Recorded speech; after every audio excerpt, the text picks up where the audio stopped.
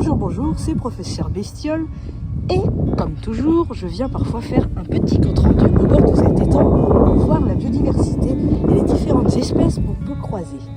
Et là-bas, j'aperçois plusieurs espèces d'oiseaux différentes. La plus proche de moi, celle qui est bien devant, que vous voyez, est une ouette d'Égypte. Une oie qui serait originaire d'Égypte, mais qui a été introduite en Europe au début du Moyen-Âge, comme oiseau d'ornement, car elle a un très beau plumage.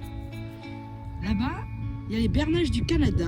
Ce sont des oies qui sont en fait des espèces exotiques envahissantes qui, comme son nom l'indique, viennent du Canada. Elles étaient en migration et elles sont revenues il n'y a pas si longtemps que ça, puisque j'étais venue durant l'hiver, mais comme les beaux jours sont arrivés, elles sont revenues.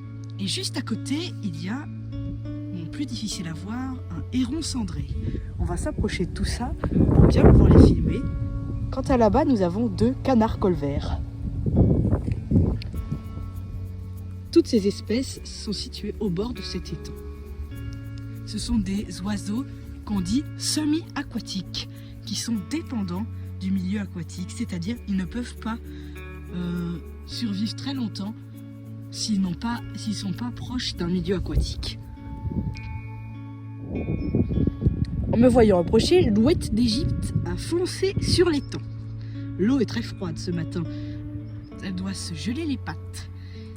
Eh bien, figurez-vous que non. Les oiseaux ont quelque chose d'assez spécial qui fait que leurs pattes ne ressentent pas le froid. Comme leurs pattes sont dénuées de poils ou de plumes, pour la plupart, quand ils marchent sur le sol gelé ou qu'ils nagent dans l'eau froide, eh bien, ça doit être assez douloureux. Eh bien non, puisque les nerfs qui détectent la douleur que provoque le froid ne sont pas présents dans les pattes des oiseaux. Je vais m'approcher des bernaches du Canada et de ce héron cendré. Le héron cendré Ardea cinerea, que j'ai déjà présenté dans plusieurs vidéos, est un animal vraiment très commun, sans doute l'échassier le plus commun de France, voire même d'Europe. On le retrouve un peu partout, et celui-ci n'est vraiment pas craintif.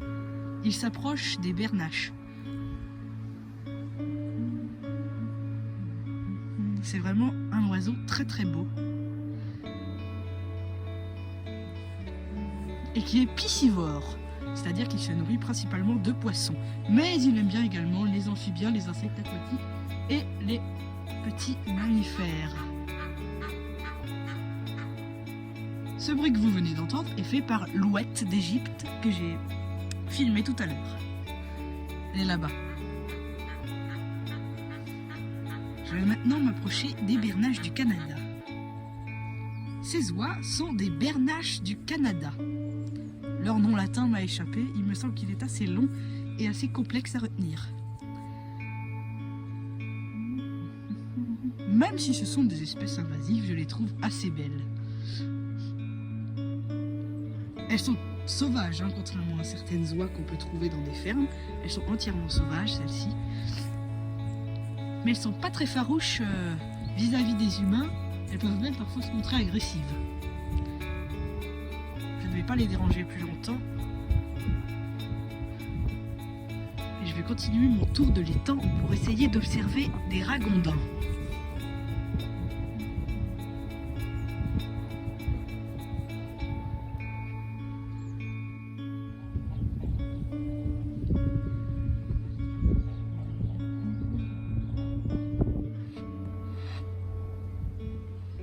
À l'approche d'un prédateur, les oies sifflent et crachent. Bon, elles préfèrent tout de même la fuite. En France, nous possédons 2 espèces de cygnes. Le premier, celui que je vais vous présenter en premier, est le cygne chanteur. Un végétarien presque exclusif, le cygne chanteur peut atteindre 13 kg, ce qui le place parmi les oiseaux capables de voler les plus lourds du monde. Cela n'a pas empêché un individu de relier l'Islande à l'Écosse à une vitesse moyenne de près de 100 km/h. Le cygne chanteur est bien plus rare que le cygne tuberculé que nous allons présenter juste après. On le trouve principalement dans le nord de la France et il est presque rarissime.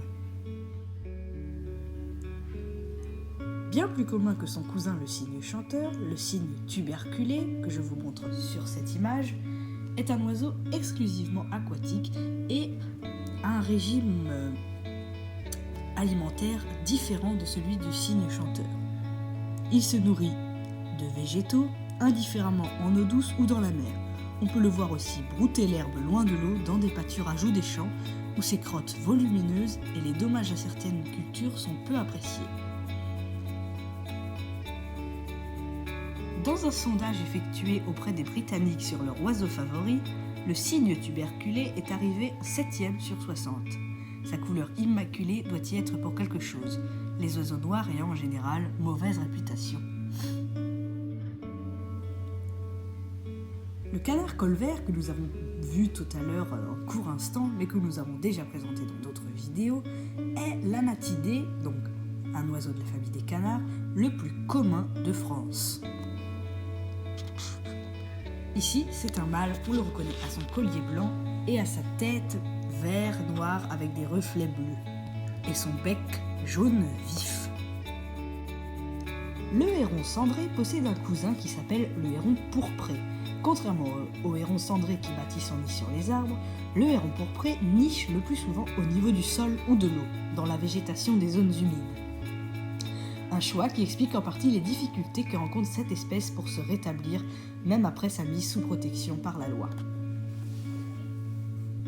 Chez le héron pourpré, les plumes les plus vivement colorées et aux reflets véritablement pourpres se situent au niveau des épaules. Elles peuvent être plus ou moins visibles selon la position de l'animal. À la différence du héron cendré, Ardea purpurea garde les pouces écartés en vol, ce qui permet de l'identifier même en silhouette. Ardea purpurea est le nom latin du héron pourpré, contrairement au héron cendré dont le nom est Ardea cinerea. Après un déclin marqué au XIXe siècle, l'oie cendrée s'est répandue vers le sud suite à des réintroductions et à des lâchers à partir des années 1950. Au point aujourd'hui, certaines populations d'Europe de l'Ouest sont amenées à être régulées en raison de dégâts qu'elles occasionnent aux cultures. Le petit de l'oie s'appelle l'oison, mais ça, je suppose que vous le saviez déjà. Le grèbe huppé est un oiseau fantastique, un oiseau aquatique qui est fantastique. Il est d'une élégance remarquable lors de ses parades nuptiales. C'est un oiseau piscivore qui se nourrit principalement de poissons et il se sert de son bec très pointu comme d'un harpon. Le cousin du grèbe huppé s'appelle le harlebièvre. C'est un nom vraiment très bizarre. On le reconnaît à sa tête rousse et à son bec long, pointu et dont le bout est crochu qu'il utilise pour attraper des anguilles.